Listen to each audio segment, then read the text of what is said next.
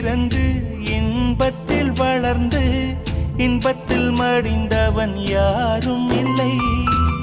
துன்பத்தில் பிறந்து துன்பத்தில் வளர்ந்து துன்பத்தில் முடிந்தவன் யாரும் இல்லை. இன்பம் பாதி துன்பமும் பாதி இரண்டும் வாழ்வின் அங்கம். நெருப்பில் வெந்து நீரினில் குளித்தால் நகையாய் மாறும் தங்கம். தோல்வியும் கொஞ்சம் வேண்டுமடி, வெற்றிக்கு அதுவே எணியடி.